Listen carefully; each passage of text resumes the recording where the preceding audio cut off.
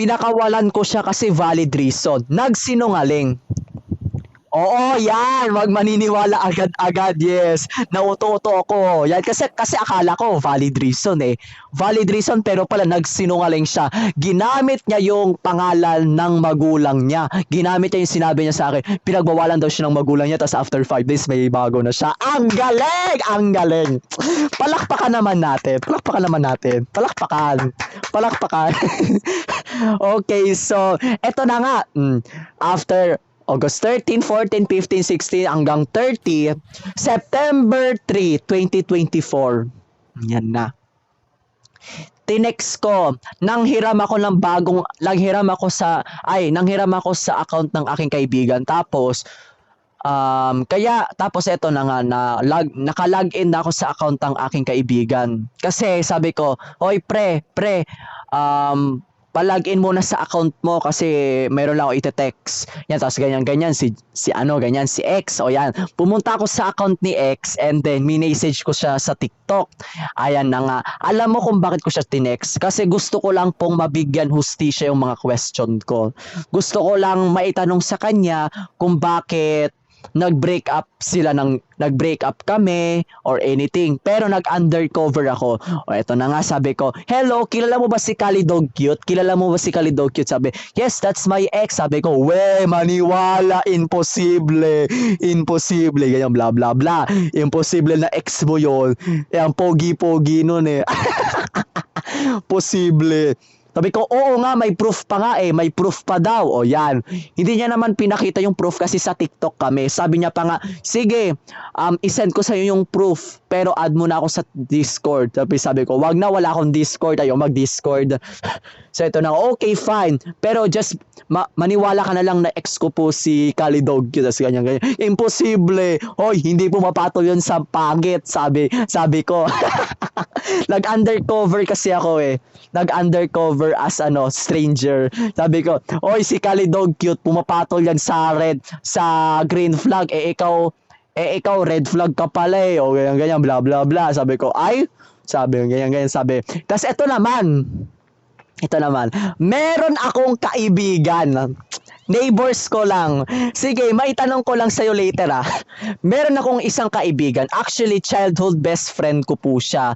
Friends lang ata, childhood friends, hindi po best friend. So ito na nga, meron akong isang childhood friends na sinabi ko sa kanya ang plano ko sa ex ko. Ito na nga, yan na. Hindi ko alam na add friend niya pala yung ex ko. Ito na nga. O yan na. Ito naman yung kaibigan ko, sinabi pa naman talaga yung plano ko sa ex ko. Sinabi niya, ayan, nalaman na ng ex ko kung sino yung kausap niya. Ako pala yun. O yan. Anong tawag doon? Sa ginawa ng kaibigan ko. Anong ginawa niya? Anong tawag doon? Snitch yun. Grabe, backstab. So, kasi madami rin kasi mga professional doctor. Actually, meron akong personal doctor. Sabi nila, binackstab ka kasi syempre, kaibigan mo, sabi mo, secret mo lang yan kay ex ha. Eh, hindi ko naman din alam na add friend niya pa pala yun. Friend niya pa pala sa... Ayan, ganyan. Sinabi ng kaibigan ko, "Oy, ex!" Ay, sabi ng kaibigan ko sa ex ko, "Oy, yung kausap ko hindi stranger, si Kalidog Cute yan." Tas ayan, nalaman na ng ex ko. Tas sabi ko, "I know that you are not ganyan bla bla bla." Sabi ko, "Ha?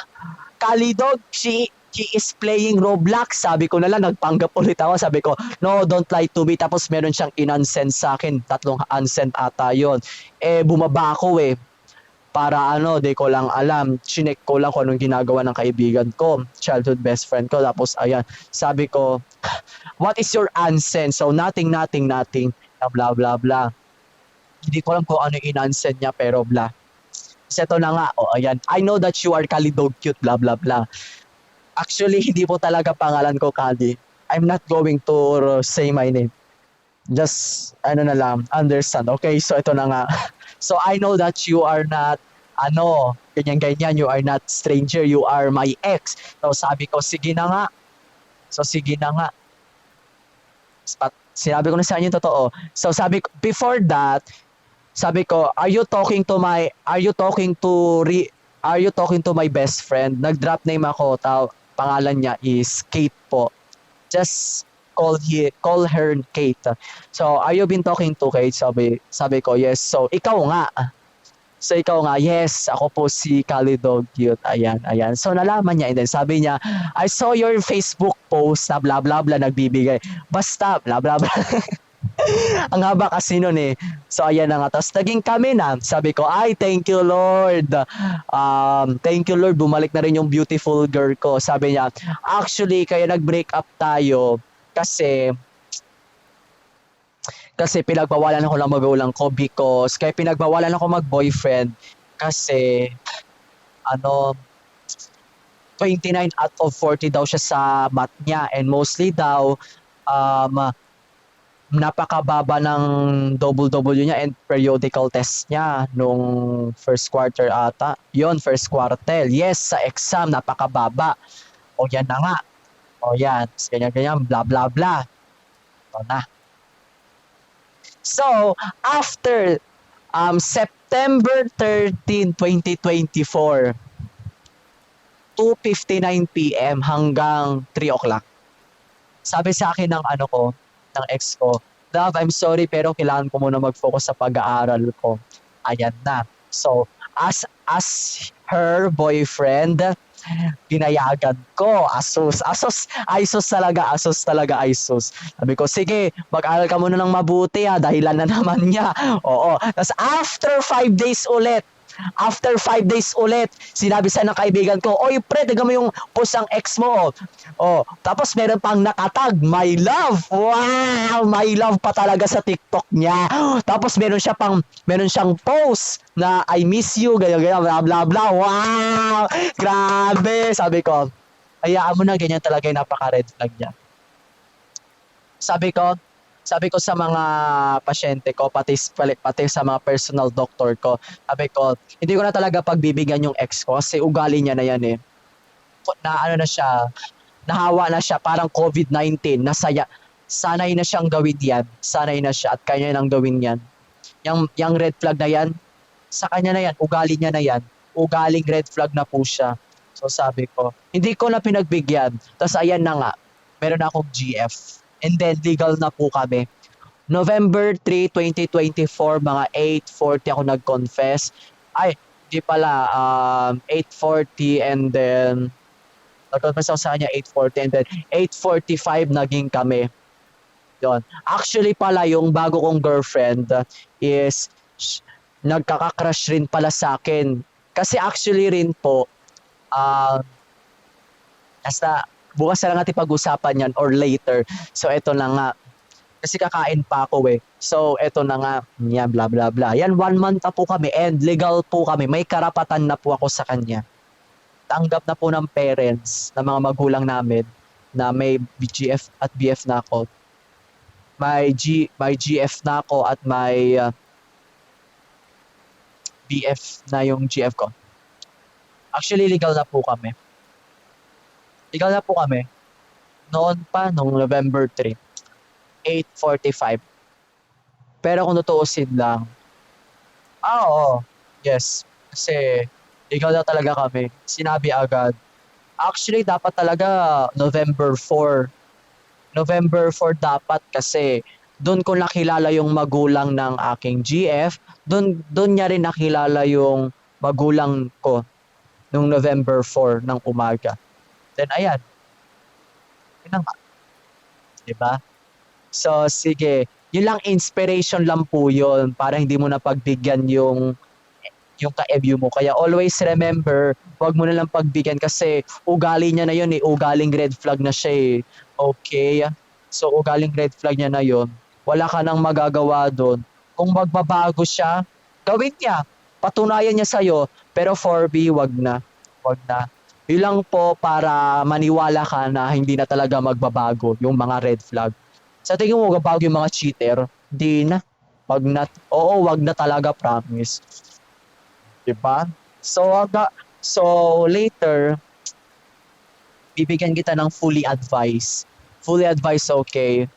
Para tigilan mo na siya. So, just a little bit advice. Sabihin mo sa kanya ang totoo. Ayaw mo na, 'di ba? So, sabi mo sa kanya, ayaw mo na. Sabi mo sa kanya, kahit masakit, kailangan mo tanggapin kasi wala ka ng chance sa akin. Okay? So, sige, sige. I need to eat first kasi kakain pa ako. Later na lang muna kasi meron pa akong kasunod eh. Yung kanina. Sige, sige. So, anong masasabi mo sa akin? Anong masasabi mo sa akin, Saji? Wait lang, add friend nga kita. Saan ka na? Pwede na, ano pwede na? Pwede na? Ano?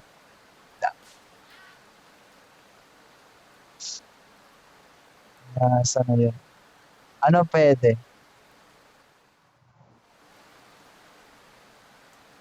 Saan? Sa psychologist? Ganon? Ano na yun? Yes, a psychologist. Actually, madami po nagsasabi sa akin na madami po talaga nagsasabi na I am a professional therapist. Mayroon ka bang Facebook? Madami ako dun advice about sa move on, about sa broken relationship. O sige, sige. Add friend mo na lang ha. Mag-drop name ako. Yung mga post ko doon is mga ano yun, mga tawag dito, mga advice. Baka maiyak ka, ayan. Add friend mo na lang ha. Add mo. Just add it, okay? Yan na, wala na sila. O sige. Sige, sige. Eto, add friend mo ko. Justin Pupil. Ayan.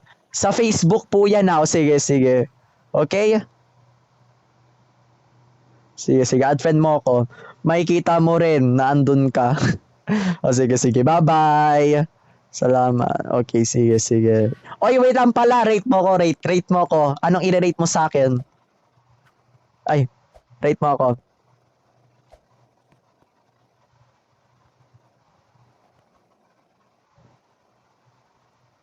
10 out of 10. 5 out of 5 lang dito. Sige, na-rate mo na ako. Rate mo ako. Okay lang. 10 out of 10. Wow! Sus! Sige, sige. So, sige. 10 out of 10. Okay na, sige. Thank you, thank you, thank you. Actually, maganda kang kausap. Hindi katulad yung ibang ano dyan, ibang pasyente na ang ano. O sige, sige. Thank you din. Sige, sige. Bye-bye! Bye!